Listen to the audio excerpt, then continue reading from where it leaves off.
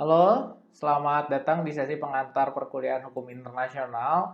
Perkenalkan, nama saya Gary Gumelar Pratama, pengajar di Departemen Hukum Internasional Fakultas Hukum Unpad. Materi kita kali ini adalah hubungan hukum nasional dan hukum internasional bagian kedua. Oke, kita mulai dengan penjelasan mengenai bagaimana hukum internasional dapat diterapkan ke dalam sistem hukum nasional suatu negara. Pengaplikasian hukum internasional ke dalam hukum nasional merupakan permasalahan yang berbeda-beda tergantung sistem hukum nasional masing-masing negara itu sendiri. Masalah penerapan HI atau hukum internasional ke dalam hukum nasional juga merupakan sebuah isu yang dapat dikatakan sebagai isu konstitusional karena melibatkan bagaimana peran dan kewenangan badan eksekutif dan badan legislatif. Badan eksekutif merupakan lembaga yang memiliki kewenangan untuk mengikatkan diri ke dalam perjanjian internasional atau ke dalam hukum internasional.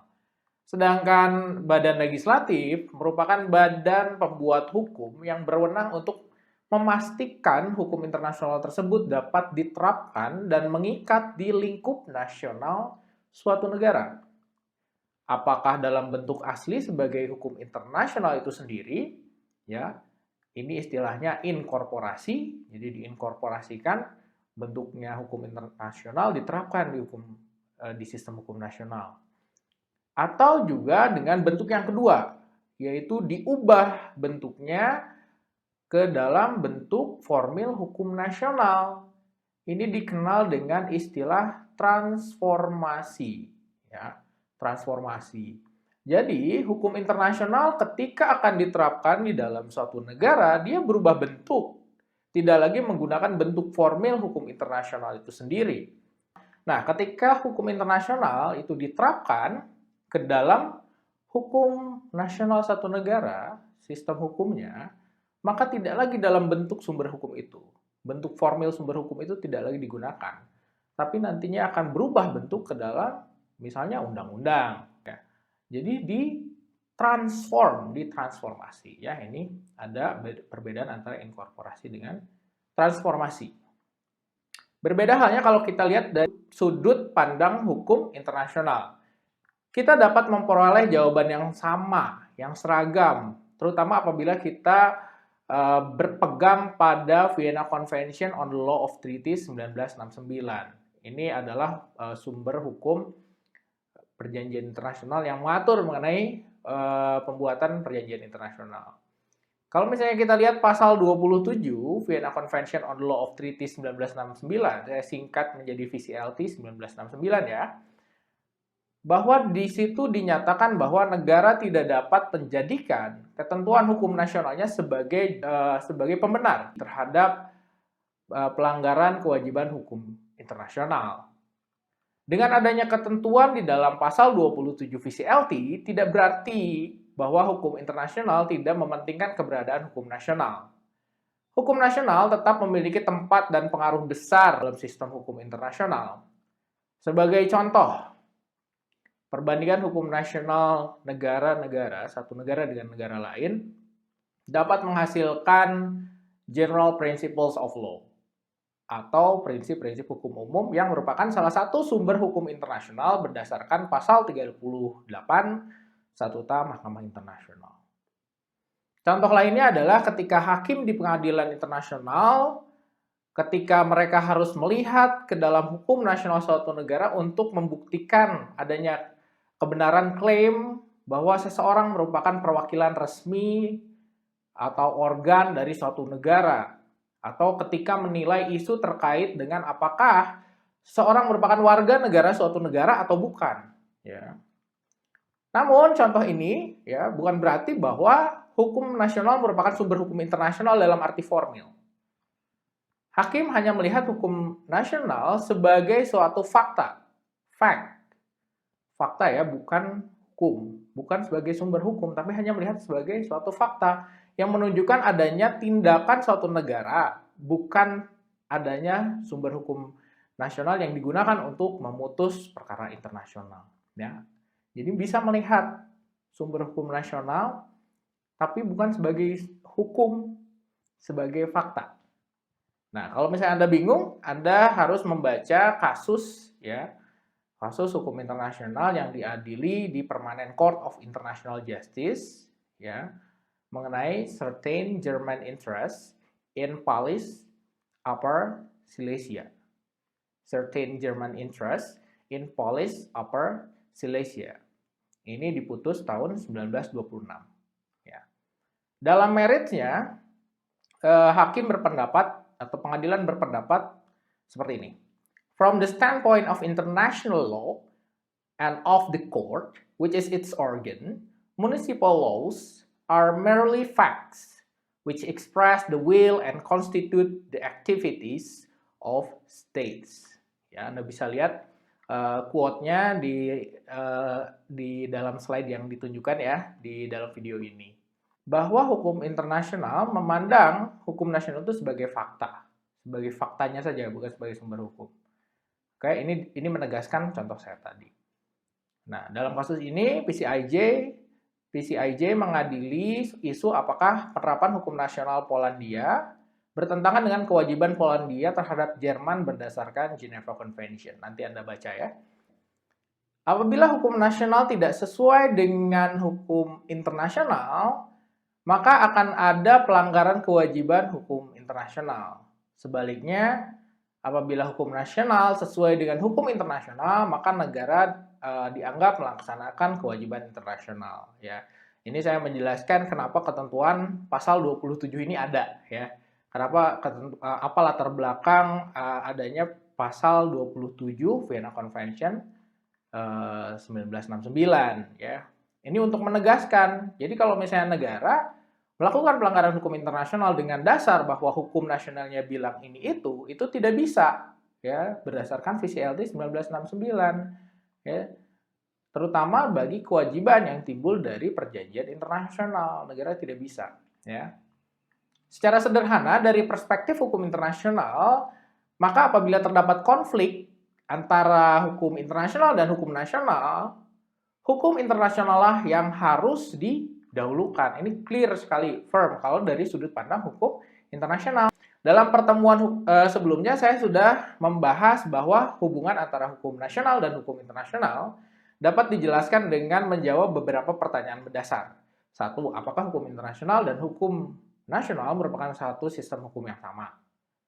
Yang kedua adalah, mana yang lebih tinggi kedudukannya, hukum nasional atau hukum internasional? Apabila jawabannya adalah hukum internasional berada dalam satu sistem hukum yang sama. Ya. Mana yang lebih tinggi?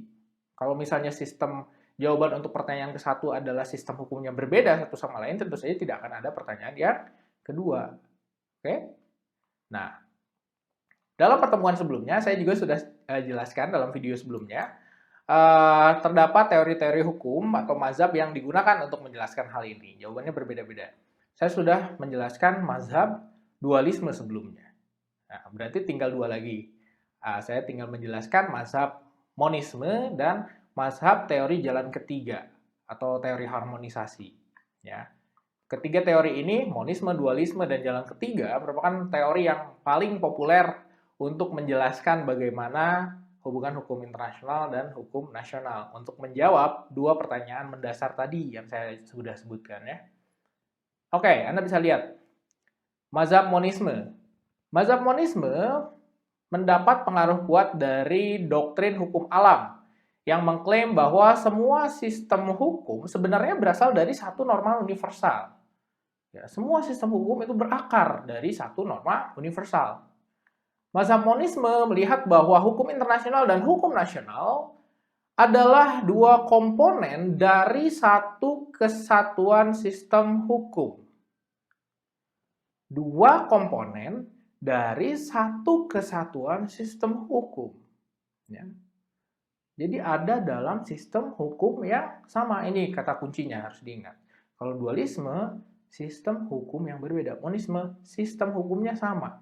Di dalamnya ada hukum nasional, ada hukum internasional. Kenapa? Karena berakar dari tadi teori hukum alam. Dari satu norma universal. Ya. Meskipun hukum internasional pada umumnya dipahami sebagai hukum yang mengatur hubungan antar negara, Namun pada hakikatnya hubungan tersebut adalah hubungan antar individu. Ya, negara itu adalah apa? Kumpulan dari individu-individu. Ya. Negara tidak lain dari kumpulan individu-individu. Oke? Oleh karena itu, ini melatar belakangi munculnya bahwa, oh iya, hukum nasional dan hukum internasional ya sama, merupakan satu sistem hukum karena individu yang diaturnya. Walaupun negara sebetulnya itu hanya bentuknya saja, tapi di dalamnya yang menjalankannya isinya adalah individu, ya sama. Oke, jadi satu sistem hukum kata teori monisme. Ya, karena mengatur objek yang sama, adanya konflik dan hierarki antara hukum internasional dan hukum nasional suatu negara tidak terelakkan, nggak bisa dihindari, pasti akan ada konflik. Karena apa? Karena satu sistem hukum akan ada konflik nih. Kalau sudah demikian, pertanyaannya adalah mana yang lebih tinggi, mana yang harus didahulukan kalau ada konflik nih, hukum internasional dan hukum nasional bertentangan. Kita harus mengikuti yang mana?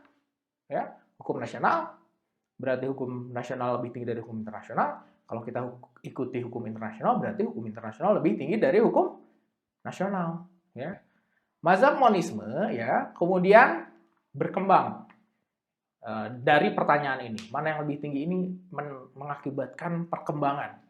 Ya. Mana yang lebih tinggi? Oke, teori pertama turunan dari monisme ini disebut dengan monisme primat hukum nasional. Primat hukum nasional. Dari teori ini, monisme primat hukum nasional, mana yang lebih tinggi? Jawabannya adalah hukum nasional, karena primat hukum nasional. Kalau ada konflik, mana yang harus didahulukan?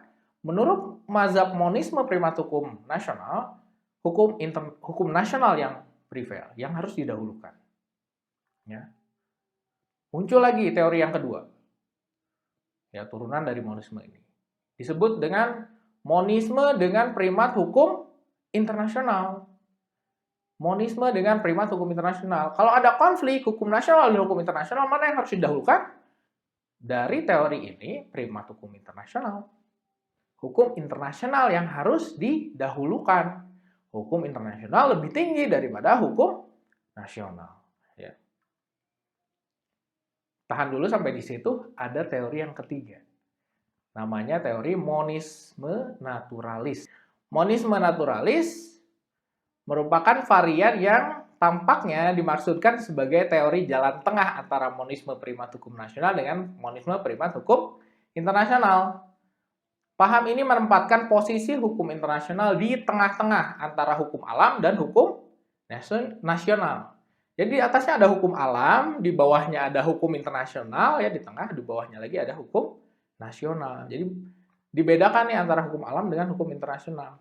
Monisme dengan primat hukum nasional berkembang dan sangat berpengaruh pada abad ke-18 dengan tokohnya antara lain Moser, ya, seorang pemikir hukum dari Jerman.